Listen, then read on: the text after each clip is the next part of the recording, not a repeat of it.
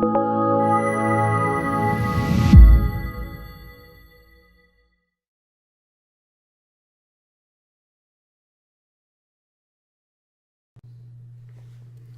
there, this is Jim Bovard for the Future of Freedom Foundation.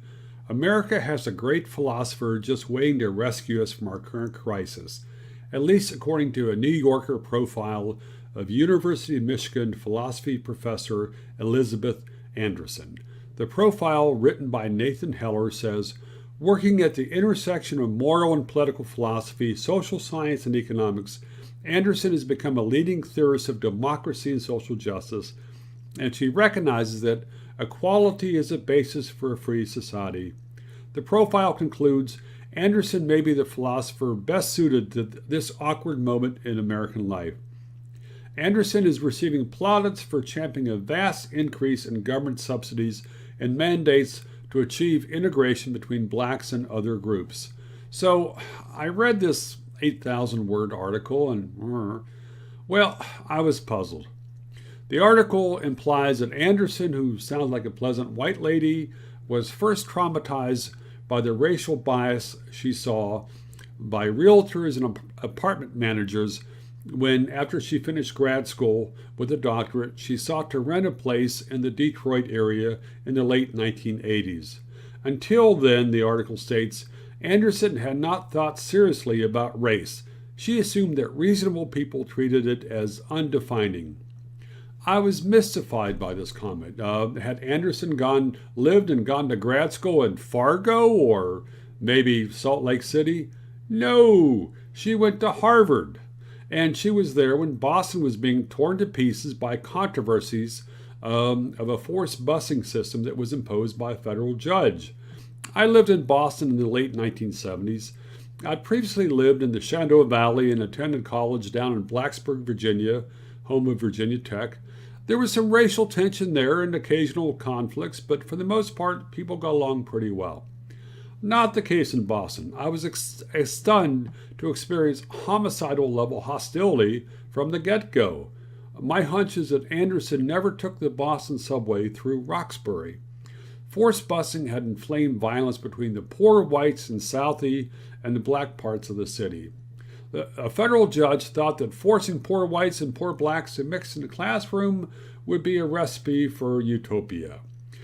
Instead, the National Guard was called out to restore order after the violent protests and racial clashes around the schools.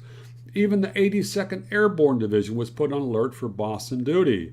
After forced busing was imposed, violence in the school surged and academic achievement levels plunged. I recently got a second opinion on Boston from a 70-year-old Southern black woman I met on Washington area hikes. She was one of the first blacks to graduate from Auburn, and she spent time in Boston afterwards. She told me that Boston was the most racist place in America. And this is from a woman who was raised in Alabama when George Wallace was governor.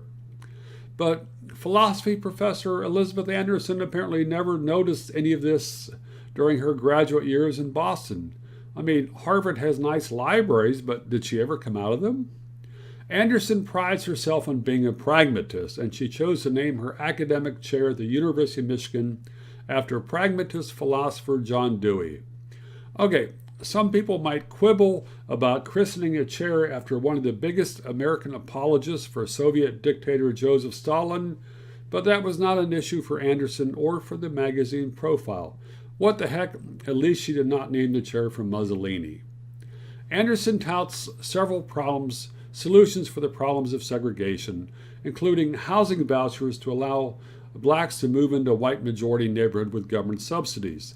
Anderson mentions a small-scale experiment with Section 8 rental vouchers called Moving to Opportunity, run by HUD, to justify her enthusiasm. But Section 8 is actually one of the best examples of how federal meddling sows chaos far and wide, as I noted in a Wall Street Journal piece a few years ago. Research shows that the rate of property arrest tripled for boys who moved to new locales thanks to Section 8. The American Medical Association reported that boys in Section 8 households were 3 times more likely to suffer post-traumatic stress disorder. Section 8 was supposed to solve the crime problem by moving people out of the housing projects. But a study on the impact of Section 8 found that instead it simply moved the homicide to new neighborhoods where the low-income residents were relocated. Homicide is simply moved to a new location, the academic study said. This is why middle-class blacks are among the most outspoken opponents of Section 8. Anderson calls for a vast expansion of affirmative action so that people can be equally free. But if that's the goal, it'd be far more effective to greatly reduce the number of federal criminal laws, since that has produced far more harm for some groups than for others. Thanks in part to the war on drugs, the incarceration rate of black high school dropouts rose almost sevenfold between 1960 and 2000. Roughly 10% of black males aged 20 to 34 were behind bars in 2006, according to the Journal of American History. Why should any group trust politicians and bureaucrats to rescue them after numbers like that? But Anderson claims to be pragmatic.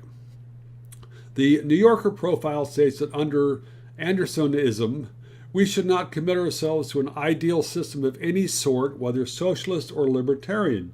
Instead, we must be flexible. We must solve problems in the moment using society's ears and eyes and the best tools we can find. Be still, my beating heart. Yeah, this sounds like a task right up the alley for the U.S. Congress. This is an organization that has ignored the failures of federal flood insurance. For 50 years, environmental groups have pointed out how the federal flood insurance program is causing environmental devastation far and wide. It's subsidizing development in areas that would never be built except for the federal guarantees. Same thing for farm subsidies. Since the 1930s, farm subsidies have wrecked farmers' productivity and screwed consumers, and it's still continuing after 80 years. A look at HUD. HUD has been ravaging inner cities since 1964.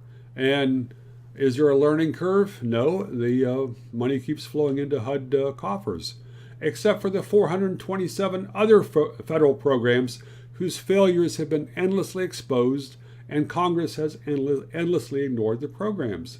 The real problem with Andersonism, like the vast majority of political philosophy nowadays, is that it simply ignores the nature of government. Are we supposed to pretend that the state is a highly efficient purring engine like a hovercraft that floats gently above citizens' lives?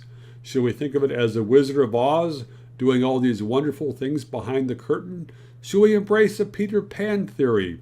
Assuming that government will be wonderful if only people believe it has magical powers. The surest effect of exalting government is to make it easier for some people to drag other people down. Government is worth far less than we're being forced to pay for it. It's time to demystify the state, to see it as simply another human institution that relies on force and fear-mongering.